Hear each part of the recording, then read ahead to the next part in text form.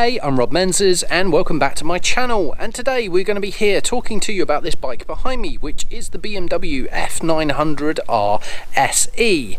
I'm going to be talking to you about why now it is the most exciting time to go and buy a second-hand bike, and why you're going to want to buy a second-hand bike and not buy a brand new bike. Might sound really weird, but we're going to explain to you why. Okay, so there is a few things that I really wanted to point out to you about this bike. The first thing that I'm going to shout out, and is going to be really obvious, is the fact that I have fitted an aftermarket screen. Now, the one that normally comes with the bike is actually this one, slots on the front like that, and is a lot more pretty when we are out and about. But actually, one of the things that this screen is useless at is the fact that it doesn't really give you a huge amount of wind deflection. So if you're doing big miles, which this bike is more than capable of doing, then actually having this whopping great, what my friends have ended up calling Captain America shield, is actually really good for you and gives you loads of wind deflection. Now, why is this bike so fantastic? It is the SE model. Why is the SE model important? We're going to guide you through it. So what's the first way of telling if you have an SE model or you might have an actual sport model? Well, the first thing that you're going to notice straight away that will give it away is this. Not only this, but you're going to also see a red shock in here. Why is that so important? Well, what you're going to find out is if you go and speak to a BMW dealership and try and buy one of these brand new, at the moment you can't. They don't have the parts for it, which is the reason why now is super exciting. Why is it exciting? Now I'm in 2023. We got this bike in October of 2020. That means it's 3 years old. Anyone like me that is coming up for the end of their 3-year lease is now at a stage where they're looking to either buy it or hand it back and go and get something else. What BMW want you to do is they want you to go and buy their flagship models. They want you to go and buy either a GS, or if you want a naked bike like this and a roadster, they want you to go and buy the S1000R, which huge amounts of power. You're never ever going to use the power on the road. You can't do it, you can't use it. But this baby means that you have 3 power modes. If you go in the dealership, you can't get one with 3 power modes. You can only get one with 2 power modes, road and rain. That's all they'll give you. Now what they've done is they've specced up the ones in the dealerships. If you go and try and buy one in the dealership, fully specced up, you'll probably be paying about £12,000 for it. When I bought this one as the SE model, I was paying £10,000 for it brand new. Now that it's 3 years old and is going back in, you'll be grabbing one out of the dealership probably for £6,000 to £7,000, maybe less. The thing is the SE and the genuine sport models are going for about the same price as the normal models, but dynamic modes are key. It is such a fundamental difference when you're riding on the road. What does it do? Completely changes the way that you have on the throttle response. Does it give you more power? No, but the way that you deliver that power is absolutely unbelievable, and you're going to want that dynamic if you're out on the Sunday afternoon blast, and you're going to want Dynamic Pro if you're ever thinking about taking this bike on track. What you'll also get by having this and this shock is basically electronic preload. Now what does that mean? It doesn't mean that you've got massive changes in your suspension. What it does mean is it hardens it up when you go in dynamic mode and changes it when you really want to go and have fun and open the throttle and really accelerate well. So this is one of the reasons why you want to have it. Now, there's another thing that you get if you've got dynamic mode, and it changes on the dash. Let's show you. Okay, so the first thing that you're going to keep an eye out for is this little button down here as well. So the first thing you've got here is your ability to change the shock settings and change that preload. So you can either have it for 1 people, 2 people, 1 person with luggage, 2 people with luggage, and it auto sets for you.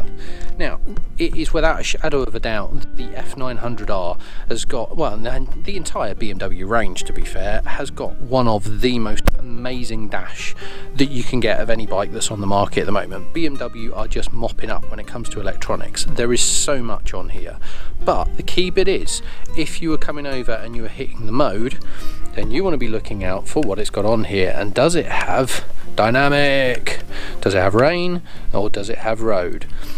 Now, everyone has the rain or the road, but if you have dynamic, then away you go, you've got the power model. Now, if you really want to get clever, you can also put a chip in the back of the bike, and then it goes into Dynamic Pro.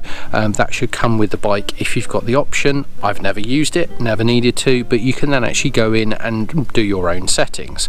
The bit that you're also looking for, come down and hit your menu button, and then when you're on screen you come down and one of your menu options is then a sport dash. You will only get a sport dash if you have dynamic.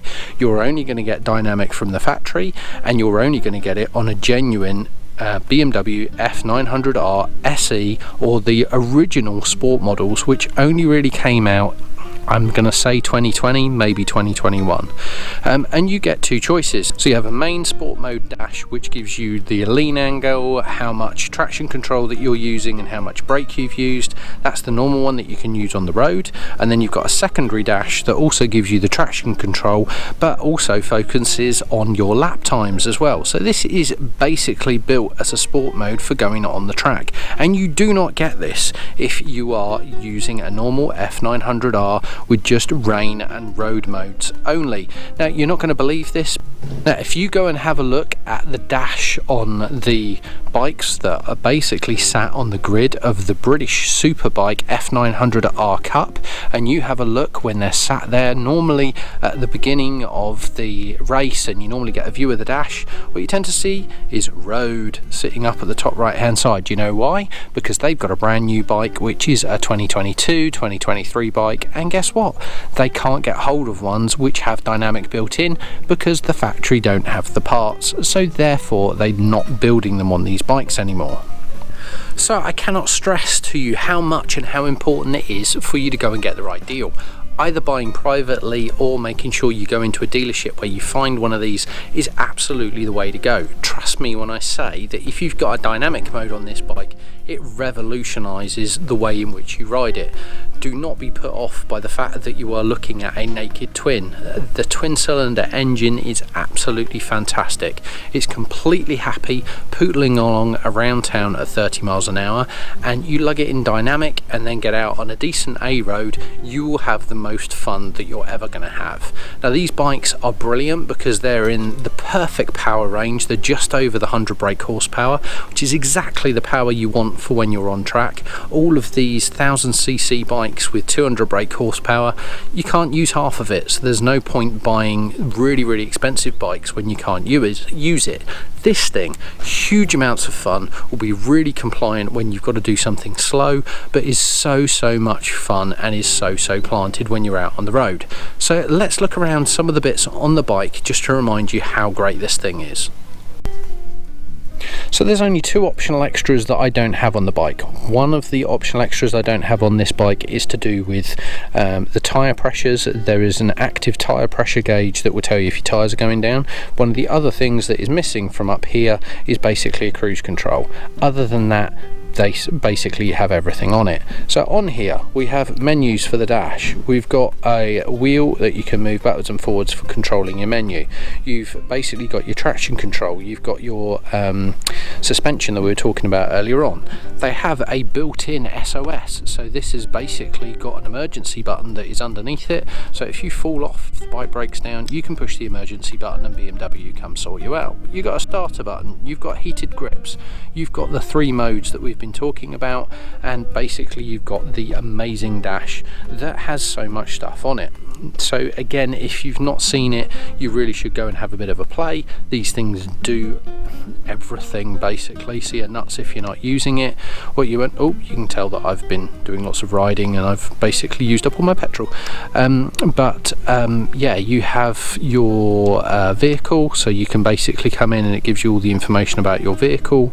Actually there's loads and loads of dashes on that one as well, so it gives you tons and tons of information, most of which is just information overload.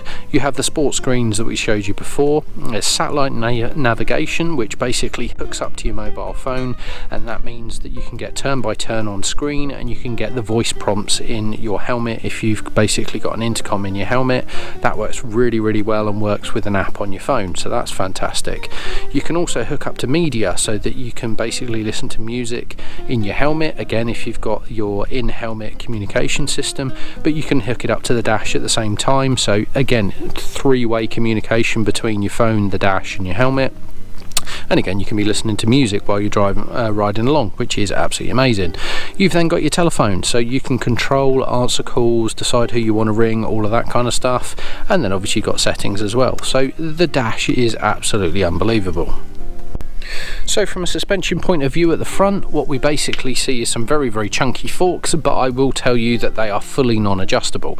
Now, I'm going to be completely honest, for riding on the road, I am a 16 stone bloke, and I have never ever struggled with this suspension. It's never bottomed out on me. It's always been really compliant. When I am literally throwing it into corners, and if any of you have watched any of my track day videos, you'll know I'm not shy at throwing things into corners. This thing has been completely compliant. But when it comes to braking, what have you got? You've got a lovely Brembo on floating discs as well, and you've got ABS on the bike, and it is cornering ABS as well. So if you start mucking it up mid-corner, this thing will basically sort you out. It's only ever done it a couple of times, but it is there. When we come up over here, you can see the steering damper, but this thing is amazing. It's like an alternative sun at night. Now, one of the reasons I've got my big screen on up here is because I've been doing some nighttime riding. Not only is the light a dynamic light, so as you lean, it actually throws light in the direction that you're leaning to make sure that you can still see, but then when you stick it on main beam, it's like you've switched on an alternative sun, and you can basically ride at night without any worries whatsoever. So while we're down at the side here, we were obviously talking around looking for that red shock, and we're talking about the electronic suspension, but there's something else electronic down here we need to talk to you about, and it's this baby. Now, I've got to say, this bike gets lots of grief for the quick shifter and auto blipper that's on it. I can't recommend it enough. Now, what I will say to you is, if you happen to be pootling around town and you are just cracking the throttle, or you're going up to half throttle, then using the quick shifter is going to feel terrible, and it's going to feel like it's really jumping, and it is not a smooth change. Changing down will be completely fine. The down change and the blipper works at any speed, at any throttle. But when you are basically cracking on this bike and you are more than half throttle, or you are full throttle, and you start going up through the box, this quick shifter is absolutely the best thing since sliced bread, and is smooth as silk. Now again, while we're over on this side of the bike, we're just going to talk to you about a little power supply that we've got here. Now, it's a very specific fitment. You do need to get the right adapter for it. What I've actually got underneath the seat up here is I've actually got a nice little charging station that comes out here, nice little wire, and comes up to the grab handle at the top, and I can basically clamp it around the grab handle, and that gives me two USB sockets and a power supply. So guess what? I can charge my phone when I'm out on a long ride. So I just really want to re-emphasize what I've been saying to you. Really, now is the time. Currently we're in August of 2023. If you are at the end of 2023, beginning of 2024 when you're watching the video, you couldn't find a better time to go and buy this bike. Basically, the issue that they had was back in 2020 when they launched it, we were in the middle of COVID. No one was out checking bikes other than me, because basically we're in loads of COVID lockdowns, and it was very limited on what you could do on a bike. Not a lot of people were buying new bikes. Just so happens I was. I got very lucky and managed to buy one of these babies, but actually most people didn't. So actually it wasn't a great launch for the BMW F900R.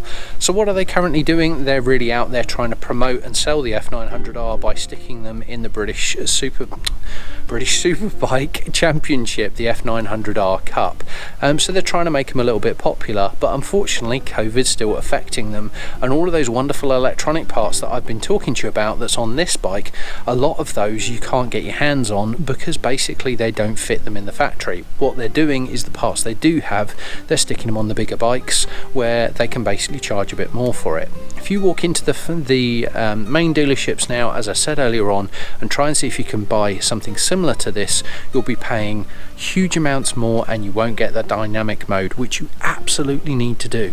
So really, I need to say to you, now is the time. It's the end of the 3-year periods. People that bought these first models, as I did, are probably going to be looking to sell them and change them in for something new about now. And if you want to grab yourself an absolute bargain, now is the time to be keeping an eye out. But just make sure you get yourself an SE or an original sport model, where basically you make sure you get that dynamic mode. This thing is really fantastic. I can't stress to you how great the riding is of this bike. There's no way in hell that I'm actually going to chop in this bike and go for anything else. It's so fantastic for what you use on the road. I'm sure if you're in the market for something this power range, you'll probably be looking at Triumph Street Triples, you'll be looking at Ducati Super Duke 890s, you'll be looking at the Yamaha MT-09s. I strongly advise go and ride one of these and then go and ride one of the other options. I did in 2020, and let me tell you, this thing wins a million times over, not only for its rideability, its flexibility, but also the electronics that you get with it on a bike that for the money should be costing double what it actually costs with BMW build quality. You really can't go wrong. So I hope I've imparted the love that I had for this bike.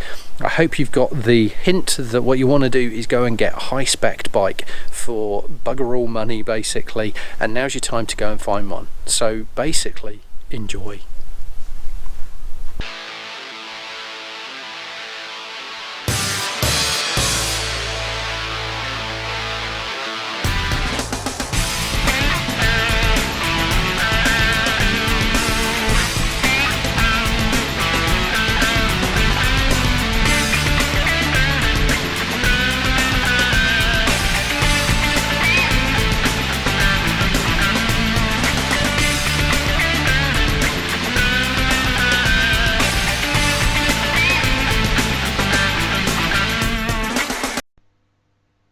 I hope you enjoyed this video. If you did, then please remember to not only like the video but also hit that subscribe button so you don't miss out on future videos like this in the future. Thanks again for watching, and see you again soon.